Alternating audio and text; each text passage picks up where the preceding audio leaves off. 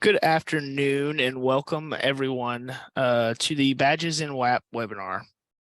I'm Kai Garvin, the Weatherization Workforce Program Manager for NASCASP, and I'm joined today with Emily Belt, the TNTA Specialist for the Minnesota Department of Commerce Weatherization Assistance Program.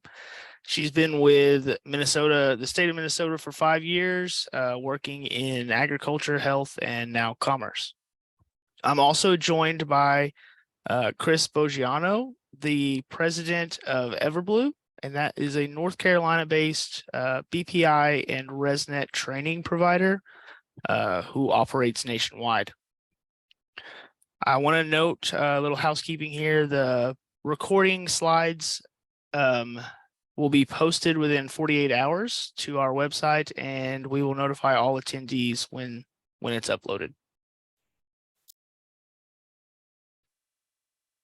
For our agenda today, I'm going to provide a little brief background information and a few updates on the DOE NREL Installer Badges Toolkit. Then I'm going to pass it on to Emily and Chris to talk about an innovative way that Minnesota has been using the badges to help train their weatherization workforce. They'll talk about how they're using the micro badges, some training challenges, what these micro badges are, and some of the benefits of this training versus traditional training. We'll also save some time for a little Q&A at the end, but feel free to enter any questions into the chat or into the Q&A section.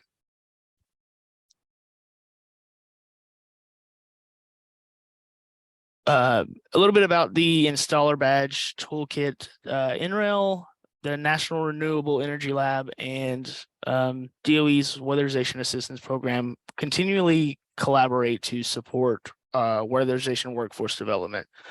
The installer badge toolkit was one of these projects that was introduced to provide a flexible, customizable, and voluntary approach to training. This has been around for a couple years, and that's what we will hit next. I know in 2018, that's when the retrofit installer job task analysis was eliminated and incorporated into the crew leader JTA. Those tasks became the basis for the retrofit installer badges. And then in 2019, the archived Weatherization Memo 50 introduced the retrofit installer badges to the weatherization network.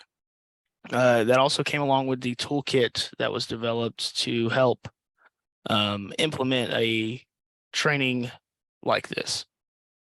In 2020, the badges were updated, but nothing in the technical content changed. It was all licensing and copyright agreements.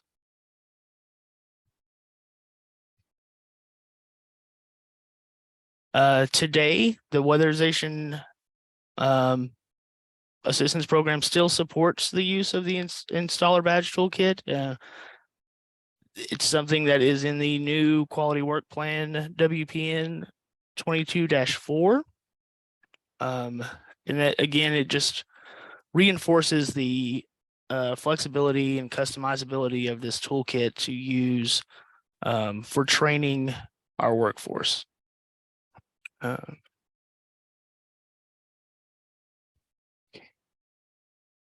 So what is the installer badges toolkit? I know several of you on the call probably have an idea or heard about it, or have probably seen a presentation in the past about them, but they are the whole toolkit.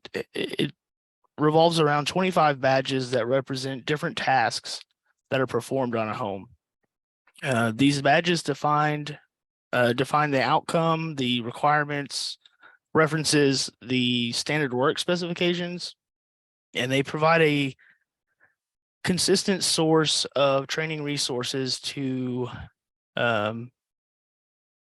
help keep all our workforce consistent in how they're being trained and how weatherization measures are being installed on the home. So we're nationwide. the cool thing about the Badges toolkit is it is customizable. It's can and should be customized to work with your network, with your weatherization network. That way, you can develop it to follow the rules or different standards that you may have locally, and you can change some of that up. So these are a few additional resources and updates that have come with the Badges toolkit. The weatherization job aids, they provide visual guides to tasks that align with the installer badges. They are also available in both English and Spanish. And the single family interactive 3D house is available and can be used as a learning tool to explore more about the retrofit strategies of common weatherization measures in a home. It's pretty neat. You can click through it through the different attics or living space or crawl space and see the different measures and job aids that go along with that.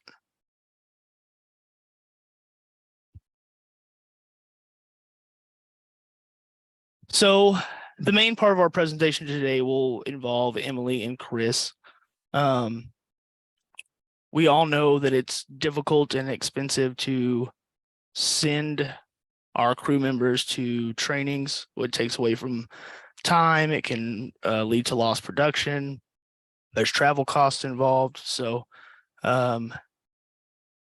Minnesota has been working with Everblue to create 25 badges that are aligned with these specific tasks performed in the field. Using this toolkit and then making it their own. It also includes the implementation of an LMS system for tracking purposes and to provide additional training resources that they can get anywhere. I'll let them talk about that. The crew members can learn the basics of a specific task just by watching a how-to video on their phone. So it's a pretty neat project they've got going, and it seems like it's helped a lot with their training. So I'm going to now pass it off to Emily and Chris to talk about how the badges work, how Minnesota is using the badges, and some of the potential impact for scaling up our workforce, with all this funding that we're in the middle of right now. So go ahead, Emily. Awesome. Thank you so much, Kai. It's great to be here and wonderful to be talking about this subject with everyone here in attendance. So great to meet you. My name is Emily. I work in training and technical assistance for the Weatherization Assistance Program here in Minnesota at the Minnesota Department of Commerce. Our learning objectives today are on the screen. You can read through them yourselves. They're relatively broad, so we're hoping to have this be a bit of a more free flow conversation about some of the history of the project, how we got here, challenges and things we faced along the way, and hopefully you can take some of the lessons we learned the easy way or the hard way and address them on in your state practices for yourself and take our words of wisdom to heart. Chris, did you have anything you wanted to add to our learning objectives? No. We'll probably go back and forth, but I think for now, all good. Awesome. Go ahead to the next slide, then, Kai. So I'd like to start with some of the training challenges. I think it's pretty obvious that we're in the 21st century. We're working in a state that is very cold. And in the light of our situation with workforce development across the nation, we see that our training in weatherization is lagging a bit. We often find that folks get into our networks and they take sometimes a year to ramp up for energy auditor certification. And between what happens day one when you get hired and 1 year later, or often longer, between those Building Performance Institute certifications happening, there's a big gap in training that we saw and we're trying to fill in a more creative way. So some of our training challenges in the state of Minnesota are obviously contracting processes with ensuring we're doing everything according to state processes. It takes a long time to contract out work. I've worked in different agencies in the state, some of which do their own training and develop their own training by hand themselves. It's a very laborious process, but we are very fortunate in the field of weatherization to have a ton of expertise in the field, like folks in Everblue. So when we saw that there was some capacity to farm out, per se, some of this labor and really get a product that was designed by trainers who know this subject matter in and out, we felt like that was the best route forward to collaborate on this project. One of our big shared values across training that highlighted this program for me was this idea that we want to lead training in the form of carrots and not sticks. You know, we want to treat people for doing the right things. We don't want to push people or kind of lead them from behind and tell them what's mandatory and this is how it should have been done and you're going to get fired or this, that, and the other bad thing's going to happen if it doesn't occur in time. To do that, we have to treat learners like adults. You know, we have to give them all of the means of training necessary in the shortest possible time. We need to not waste a bunch of their time on excessively long presentations or excessively long quizzes to confirm they've received and learned the content. And then we need to arm them successfully with quick how-to guides, conveniently, you know, already released by NREL and others, in quick one sheets that they can use as reference guides in the field when they're doing their work. We had pretty limited internal resources for our learning management software prior to the migration. We were working on a software that has recently been in the process of phasing out. So in tandem with developing this big training of 25 individual badges on specific skills, we realized we also needed to completely overhaul our learning management. And that was a pretty big ask for any contract, let alone one that's, you know, like so varying in skill set. But we were super pleased to find Everblue in the process, and they are masters of all. So that was a really great partnership for us to find. The other big training challenge I'd like to address is the cost and time for travel. So in the state of Minnesota, I had to map it like 4 times. I almost didn't believe it, but our state is over 400 miles long, north to south. So regardless of where we pick for in-person training, it's always a challenge for our 23 service providers across the network to find a way to get in-person training. It inevitably means someone from northern Minnesota has to drive 6 hours south, or someone from southern Minnesota has to drive 6 hours north. And even the most central point, which we often pick as St. Cloud, which is relatively central in our state, it means everyone's driving almost 4 hours to get somewhere. So that entails a ton of lost production for our service providers. It means they have to pay for overnight fees for rooms or in-person traffic, you know, the out-of-state sometimes situations where we have trainers coming in from out of state to lead these trainings gets really costly. And then at the end of the day, with the challenges of everyone's lives influencing their work, means we often have to make unfortunate go or no-go decisions based on the reasonableness of attendees. So if we have a class that we're offering and we only have 4 or 5 people that are able to make it, and we've got a trainer flying in from the Carolinas, that is often deemed an unreasonable expense for good reason, because we're trying to be good stewards of our federal funds. So those are some of the challenges that were very obvious to me. Chris, did you have any that you'd like to add to that list? Yeah, I think the reality is that a lot of times just training, like you'd said earlier, just doesn't happen for a lot of people, especially with respect to crew leader or retrofit installer technician. And I know those credentials have changed a little bit, but it's almost non-existent is probably the baseline. So, and I don't think that's going to be a surprise to anybody on this webinar. Excellent. Kai, if you could advance to the next slide. So just a brief history of where this program kind of came from and how we got here. Back in 2018, the retrofit installer technician eliminated and tasks were inserted into the crew leader badges program. By 2020, the DOE updated its badges toolkit. So we had 25 badges that were aligned with our crew leader guides in the SWS. In 2021, we began working with Energy Smart, a company that helped us develop state-specific badges that we call our deck of cards, because they're kind of a functional physical handheld item that you can flip through and look at as individual tips and tricks when you're out in the field. And we decided based on the success of that launch that we should continue pushing forward in this field because it isn't just useful to crew leaders or just useful to our retrofit installers. It's useful to seriously everyone who goes out and is doing weatherization installations every day. So we created this online badges training program for 25 very simple badges to complete. You watch a video, you watch a thing, we'll talk about it later. I'm sure I don't want to steal Chris's spotlight in this moment.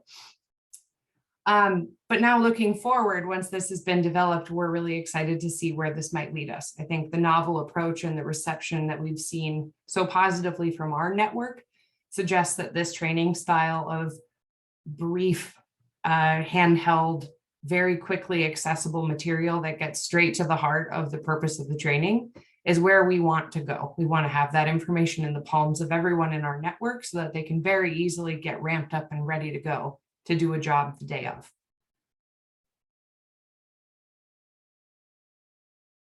Chris, anything? No. Okay, great. Just going to check with you. I appreciate it. Sorry. No, that's great. This is a zoomed out version of what the initial outline looked like when Commerce sent the request over to Everblue. As you can see, it's a really long list with this one zoomed in piece about insulating attic floors. So in each one of our badges, we had several points of topic that were critical checkpoints to say this is how we have successfully shown the skill of a badge to be performed by anyone who is then getting the credential. Each one is aligned with the job task analysis, and each slice of the job task analysis equals 1 micro badge. Therefore, 25 micro badges is technically our full credential. We've actually gone ahead and gotten this certified as a Building Performance Institute continuing ed credit, but we aren't requiring it at this point to be fully completed by everyone in the network. They're allowed to take every course as long as they want. They have access to them all the time. And once, if they have completed all 25, they will then get the credit from for their continuing ends. Emily, if I could add one thing there, I think the original badges that Kai talked about are essentially, think of a Microsoft Word document with a list of text-based specifications. And that was the original set of standards and what is the DOE level, what is a badge. And what Minnesota did, and we'll show this to you here shortly, but what Minnesota did that took that and built on it was to take that and we worked with them to create specific training content that ultimately results in a short 5 or 10 minute video showing here's how to do this thing for this badge to the appropriate standard. And there was other content in there that we'll walk you through, but that was the next evolution that Minnesota took the lead with was not just having a list of text that a crew member could take and go and perform in the field, but picture's worth 1,000 words and whatever a video's worth. Taking that, a big step forward in terms of ease of use. And then all of that was designed to be mobile friendly, mobile accessible. So the example we give is that a crew member could watch that video from the passenger seat of a truck on the way to a job site. The level of accessibility that offers relative to the scenario that Emily was talking about a few moments ago, where people are driving from all over the state or traveling from out of state to go to what is typically multi-day trainings, which still have their place. There's nothing wrong with those, but a lot of times they're cost prohibitive, and you have class size issues and lots of other constraints where ultimately, like I said, the training just doesn't happen. The idea here is that you have a really high quality, short, bite-sized training event that can happen in less than a half an hour in almost all cases, right in line without losing anybody for production, without having somebody drop off the job site, and then they can go practice that thing right out the gate. So again, we'll show you how this works in practice. We'll a little bit later on, but I think from a stage setting standpoint, it's kind of helpful to understand how it all works. Emily, do I go back to you now? Oh, no, that was excellent. You can go ahead and advance, Kai. I'll let you take the lead on this one, Chris. Yeah, no, great. So this is, and I don't mean this I want to explicitly say there's nothing wrong with what I would consider traditional training. Traditional training still has its place. Everblue does a ton of traditional training. all over the country for things like the BPI building analyst or BPI energy auditor or a variety of other classes that are sometimes, usually several days long in most cases, depending on what the credential is. But there are downsides to those. And in some cases, the cost, lost production time, travel time and travel expense, all of that adds up to training that just doesn't happen. So it's not really traditional training versus micro badges. It's more accurately no training versus micro badges. And so micro badges are filling in the gaps where it allows training to happen on the job in a very short period of time. You have all these efficiencies that you get from that. And an analogy I use is that if something in my house breaks, I like to fix things. So I will go watch a video on YouTube. And there's always somebody on YouTube, doesn't matter what broke, they've got that model number and they pull it apart and they've got the exact thing. And they've somehow made a video showing how to do it. And I'll go watch that video and then go fix whatever appliance or whatever in my car is broken. That is essentially a micro badge, or that's the training around a micro badge. I don't think of that as training. I can just go in, and if a year later the same thing breaks again, I can go find the same video on YouTube. That's how this is. It's not a thing. The barrier to entry for signing up, for access, for getting in, as Emily said, our whole goal with all of this was to treat people like adults who want to know how to do this, and then they can immediately go practice that right then and there on that job site as soon as they watch the video. And then if they forget something, they go back and watch the video again. They only need to get the badges that are relevant to them. I think there's a fair amount of state-to-state variation or with just housing stock of what scenarios folks run into. So if you're not doing a lot of mobile home bellies, then you don't need to get the mobile home belly badge. You can just get the badges that are relevant to what you're doing. So there's a lot of flexibility, a lot of ease of use and ease of access that are sort of inherent in all of this. And I think that's been a big part of the positive uptake, thus far, versus, again, my experience as a training provider is a lot of this just didn't get trained. People wouldn't be trained at all, or they would, in a very haphazard way, learn it on the job. I don't know if you have any other color to add to that, Emily. I would add that this field has historically done a ton of great written content. And for folks who learn well by reading, this is an excellent place for them, because they can read the thing and do the thing and see it in the field. I think we're in a different place right now with especially workforce needs. We're looking at 23 service providers across the state. And I think I saw a stat recently that in the last 3 years, 10 new weatherization coordinators are among those 23. So if you look at the trickle down effect of just seniority among the ranks of people in our workforce right now, we're losing a lot of seniority, and we're losing that capacity then to hand down all of the individual lessons learned and do that in person on the job training. These micro badges help fill that gap in a really unique way by getting you in the attic of a house with somebody who is a professional, and you're watching them do the thing, show you exactly where to fill the knee wall joist or where to caulk the hole in the wall, and boom, you have a badge. So I think the skill training, personally, I'm a very visual learner. As a visual learner, to then see that, immediately be able to apply it in the field, have someone we're going to talk about this in a bit, but QCI checkoff is a critical component of the earning of the official badge, to have someone in the field that you work with verify that you have learned the skill and have performed it and demonstrated it in the field correctly. I think that would just instill a ton of confidence in me as a newer employee, going, this is how I did it, this is how I want to do it, and now I have this reference of written material to come back to anytime, or rewatch a video if that's still your preference. So I think really trying to tap into the variety of learning skills and learning strengths of the variety of people in our network was key here, and it's proven to be really successful so far. Awesome.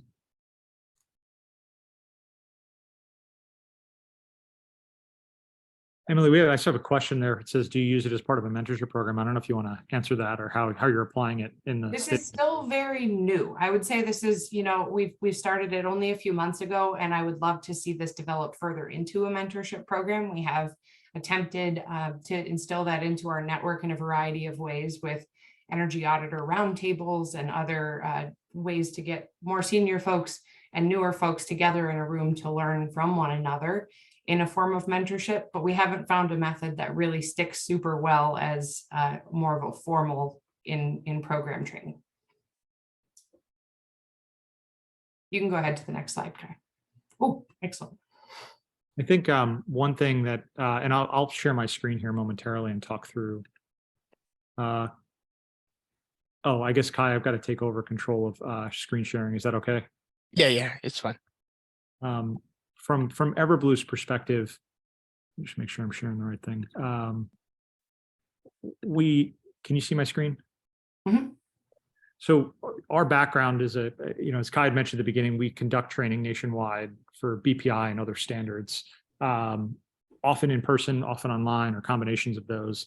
And over the past 15 or so years, we've also become experts at the technology side of things, so the learning management side. So the marriage of those two is what you're seeing on the screen here. This is each badge has a similar structure, and I'll walk through each of those components. So there's a video, and the video is, I won't play it for you, but there are a number of little subtle things that we baked into these videos. But there's the video itself, and this video is on how to air seal an attic floor. And the whole video is about 6.5 minutes long. I don't know if you can see that, how small it might be on your screens. But things that we included in these videos are that we allow an individual to click through the video and go wherever they want. And I'm not going to hit play because it'll be it'll make things difficult. But you can kind of see the preview here as I move through. There's all these different components of showing key elements of what you need to be doing if you're air sealing an attic floor, and the video itself is broken up into different sections. But we've also got it so that an individual can change the speed on this. Emily makes fun of me, I like to watch things at 1.5 or 2x speed, and then I'll slow it down when I get to the part where I kind of need to pay attention, and I might rewind it and watch it over and over again.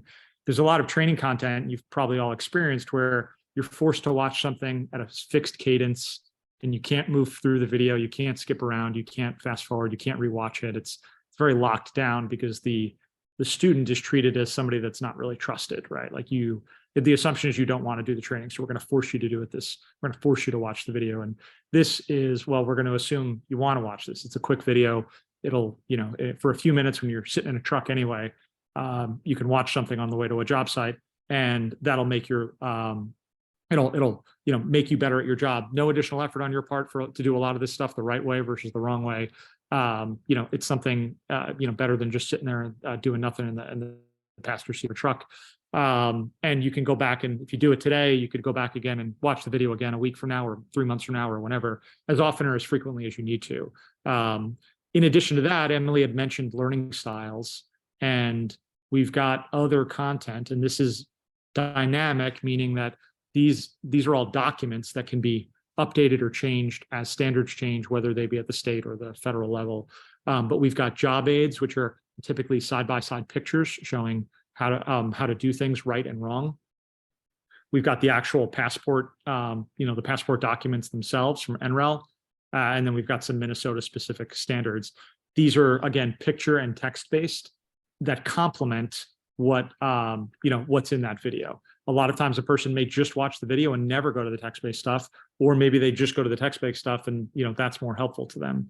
And I think that the big thing from a badge and earning something standpoint is that we have a short quiz. They're typically 5 questions.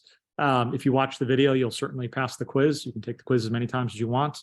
But there's also a QCI checkoff. So the way we designed it with Minnesota is that you don't earn this badge until a QCI goes in the system and ticks a box and says, yes, Chris Bogiano did, successfully met the standards of air sealing an attic floor, or insulating an attic floor, and whatever the badge is. It takes the QCI just a few seconds to go in there and do it.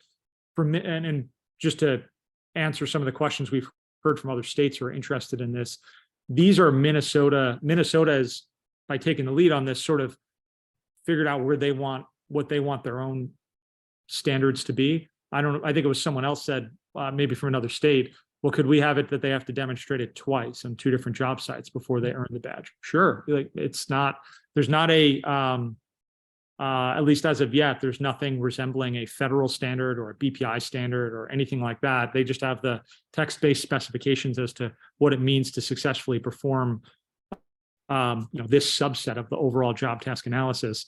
And if your state wants to, tweak this or modify it, there's a lot of flexibility built into this to both meet the needs of you as a state and meet the needs of your specific workforce. And then when all of those requirements are completed, it automatically generates a certificate of completion. And then inherent in all of this is that we migrated all of Moodle's, Minnesota's, their users over from their prior learning management system. The QCIs have kind of more of like a, they're a higher level role. They're the ones that are allowed to go in and set a tick whether someone did something or not. And then obviously the state staff like Emily also have a higher level of permissions where they have more control in the system to make changes and so forth. So we have different levels of permissions, but the bottom line is basically anybody who wants to get in here can get in here. And once they're in there, it's pretty easy to click around and go to, I'll just show you, if I wanted to go to one of the other badges, they've got other training content in the system as well. But they could basically click over and go to badge 2, badge 7, badge 22.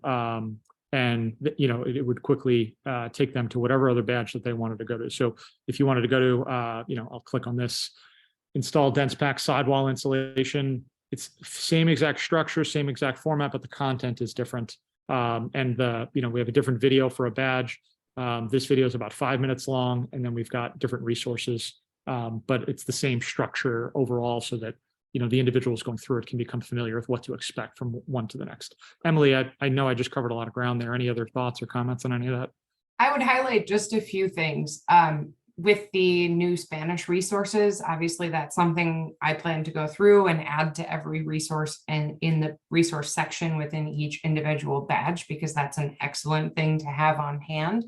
I would also add that just in general, it was a real priority for us to make our learning management and specifically this weatherization installer badges program using 2x4 really simple to navigate from a user experience. We have a ton of variance in computer literacy across our network, and I don't want people fighting with the program and getting frustrated that they can't find the right thing. So we made sure that the badges weren't required to be done sequentially. We made sure that it was a simple click and the format of every badge looked exactly the same. We've been up and running for like 5 months now, Chris, 3, 4, 5. Yeah. We had a soft launch for a few, but we've been well open to the network for a number of months now. I have gotten a total of 0 user error questions of like, I can't get this video to load, or I can't get this thing to work. The questions I get all the time are, I lost my access because I haven't been in the learning management in 2 years, but that's a great question to be getting repeatedly across the network. So it gives me a lot of joy. When we first launched the program, I think we had called it something like crew leader badges, because we were trying to align it with the NREL, the NREL original title. But the one question I kept getting was, hey, Emily, I'm not a crew leader and I don't think I ever want to be, but I think that I'd like to take this training. Is that okay? And I was like, absolutely, that's okay. So I went ahead and just renamed them to be weatherization installers so that everyone felt like they saw it in their learning management portal. They could open it and access it at the ready. They don't need to be enrolled in it preemptively or get these cranky reminder emails saying they haven't completed a course in 6 months, or they've got 2 days before it's finally due. I want this to be readily available to everyone in our network, but also at the hands of adult treatment. Emily, we have a couple of questions here that you're probably best, well, certainly the first one. How are the sub-grantees receiving the program? I can add any color to it, but I figure start with you. The sub-grantees are receiving the program really well from across the board. I'm heartened by how many requests I'm getting for people to either refresh their logins because they haven't been in since we got into the new system, or to create new logins for people who are just now entering the network. I'm seeing a vast difference in people who've been around forever and people who are just entering, taking the course across the board. We're waiting to make any of these like mandatory or requirement if that becomes necessary in monitoring. If we see continuous issues with certain service providers failing on one specific type of badge. It's like, how easy is it to ask everyone on the crew to then watch this video specifically, talk about it, and then maybe have a meeting to discuss what where the gap was lying in the first place. But I would say across the board, the service provider network has really well received the training. We're still working to get the QCIs up and running on their approvals. I think that's just going to take a little extra time with all of the workforce ramp up and end of our program year happening here in 29 days. So the priorities for some of those checkoff points are not happening as urgently as I maybe would have expected.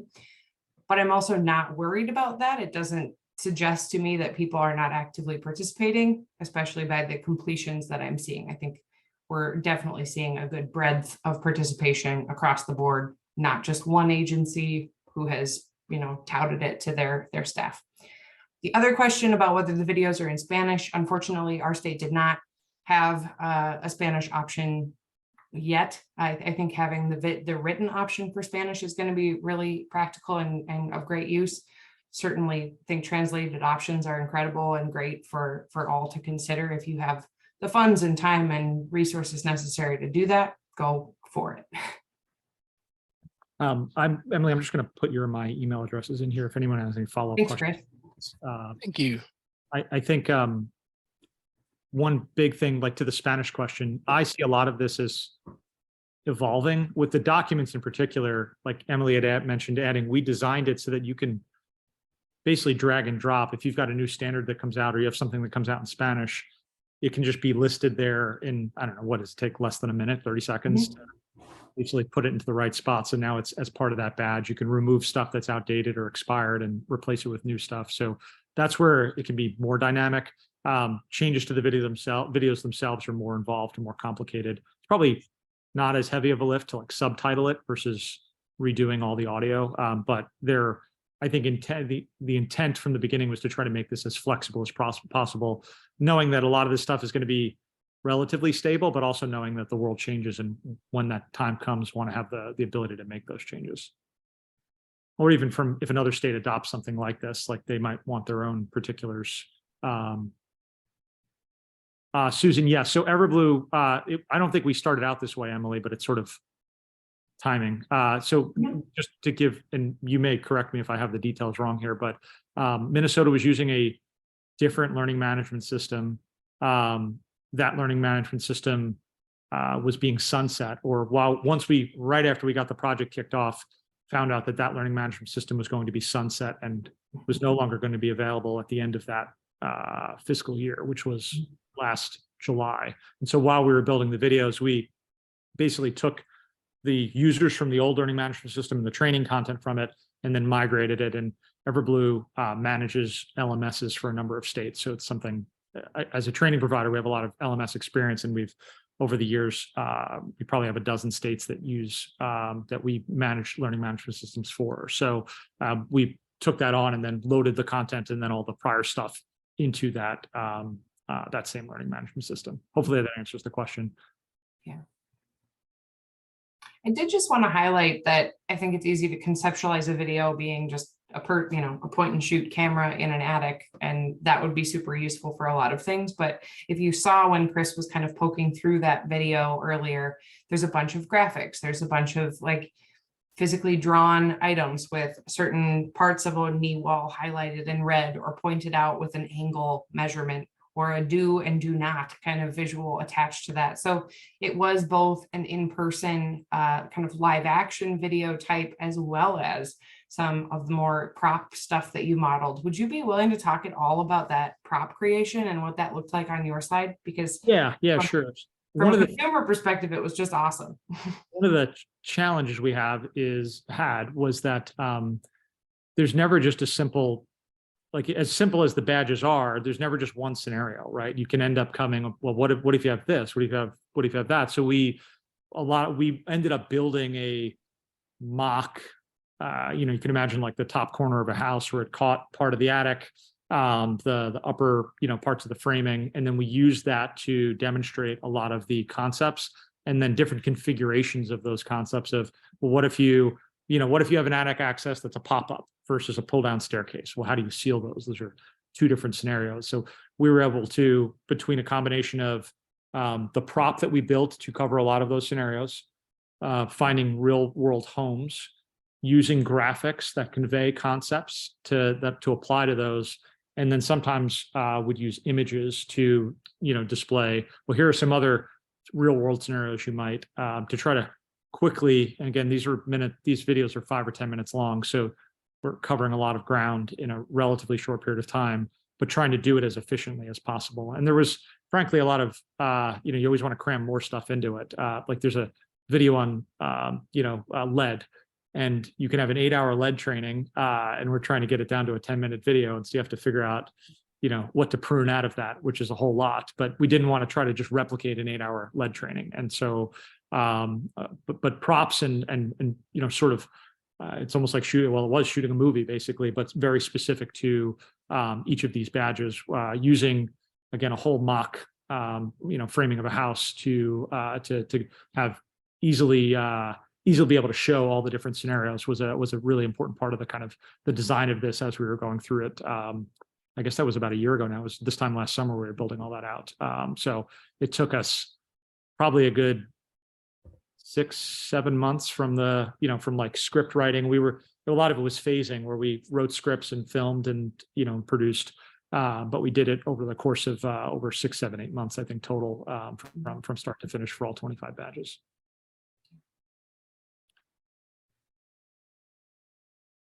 One thing, this is totally separate, but we've talked to, at this point, a number of other states that are interested in versions of this. I think that from my perspective, one of the things that Minnesota did that was, it's easy to take for granted, and I don't know if I've talked to you about this before, Emily, is that Minnesota adopted it statewide, and we've had other states or just specific agencies within states that they just want it for a small slice of things. And I think you lose a lot of the power if you don't have statewide buy-in. Not that, an individual could go through and learn something from participating in training, but the kind of the statewide effort that you're underway, a lot of things take a while to get going, but by doing it all at once rather than piecemeal, I think it also is, it's going to get better results in the long term, just from, that's at least my guess. I don't know if you have any thoughts on that, Emily. I think it's a similar vein, but an analogy I'd like to share is that when I started a bit over a year and a half ago now with weatherization, one of my first goals was to figure out how to clean out our weatherization inbox, because we have one central place for all of our inquiries from the network about oddball scenarios to come in. And I thought to myself, I've done this for dairy and meat. I've done this for a handful of other agencies. There's no way we can't get a really commonly asked question sheet created so that if it's a question about sealing this, or if it's a question about, is this allowable, we can have a big form to look up kind of previously asked questions and what the answer was. It turns out that we are a program largely of exceptions and not a program of a ton of rules, because every house, especially ones that are in the 60 to 100 years old range, pose their own unique problems. I think that this badges program provides us a basis to provide all of those basics and answer those really baseline questions for people as they're learning. And my hope is that they're walking away from these trainings going, okay, but I've seen 1 or 2 examples that don't fit either of these things. And then they feel inclined and so curious to go and ask some of their more senior staff, what's the deal with that? How do we approach it if it looks this way? I think you did a phenomenal job of addressing, like you said, when there's a hatch in the attic, they don't always look the same if they're dropped down or if it's a thing you put in there and caulk it shut with a hole. But I think dealing with the large rules in this format provides a much better context and basis for people to feel comfortable asking and noticing the exceptions to the rules, and then feeling comfortable to ask about those individually. Yeah, and I know I said this earlier that a lot of times it really doesn't take any more time or effort to do something the right way versus the wrong way. And it's just that little bit of knowledge. And this is giving that foundational knowledge. In many ways, if you think of training as a pyramid, this is the base of the pyramid that gets everybody that just the basic 101 level familiarization. And you can go all the way up, and the tip of the pyramid is going to have stuff like Energy Auditor and QCI closer to the top. And that's probably, more in-depth training, or more likely to be in person. All of that it has its place, but this is right now you've got a foundation that in many cases is missing, and this builds that out in a more robust way. Sorry, I saw a couple of questions. Chris, I was just going to say, folks were Go ahead, asking Andrew. about getting if they were interested in looking at this program in their state, how would they go about signing up or accessing? And so I hope it's okay. I put your email address and Emily's as well into the chat in case folks were interested in finding out more. Yes, please. Yeah, we've already had a couple of other states. Emily's already allowed them to get into the get in and poke around and see what it looks like kind of themselves as a user. So I'm assuming based on that, Emily wouldn't have a problem with Massachusetts or any others going and kind of seeing. And again, I brag on Emily. I think she should be really proud of what she's done and what Minnesota's done to kind of make this happen. It's I don't know. I think the timing of this with the IRA funding, where you're having this ramp up of workforce needs, it couldn't have worked out better. I don't, it just is a thing. There was one of the states in the South said to me that if, they need to, bring on several times as many workers as they currently have, it wouldn't be practical or feasible for them to train them. And this is a thing that gives them an entry point, to get those folks up to speed, quickly. On top of the fact that you have a relatively high turnover, certainly in the recent past, where you need to increase the size of your workforce. At the same time, you're losing people because of all the stuff that's gone on in the economy in the past couple of years. Yeah, I agree. And it could also be a nice avenue for the recruitment of new contractors, and the way it's broken up into bite-sized pieces makes it, not as daunting a task for folks. I think your words of that it's a great entry level starting point is exactly right. And yes, Emily, amazing. Thank you so much for all that great work and for sharing with all the other states on the call today and subgrantees as well. I know we all have a likeness for in-person training, myself included, because this network of folks we get to work with every day is truly incredible. And the people who choose to do this work full-time are some of the salt of the earth folks that I have ever met. So I hope that this training does not remove or take away any of that opportunity for in-person training and growth, but I think it does fill a particularly large gap that we see right now in light of huge amounts of workforce development and turnover, as you mentioned. So I'm hopeful that we can continue moving in both directions simultaneously and growing to provide everyone who is entering this workforce in a new generation of weatherization employees an opportunity to learn in whatever method makes the most sense for them. So thank you for the time and opportunity. Chris, you've been an excellent partner, and I could not say nice enough things about Everblue and your partnership on this project. It was truly daunting for me as a brand new employee at the time, and I was very, very pleased with how well we were able to make this end product look. No, it's awesome. Thank you, Emily. And I can't brag on Emily enough. And just again, taking the lead on this. And I hope it's something that other states adopt as an example, just for, again, all the exciting stuff that's going to happen over the next handful of years. It's wonderful to see what Emily's done for Minnesota. And if anybody has any questions for either of us, just reach out. All right. Thank you both, Emily and Chris. That was great. I think we've looked at all of the questions that I saw, and you touched on all the questions that I had originally. So with that, I think we will go ahead and call it today, give everyone back a little bit of time in their afternoon. And I just want to say thank everyone for joining us, and thank you again, Emily and Chris, for that great walkthrough. Awesome. Well, thank you, everyone. Take good care. Thanks.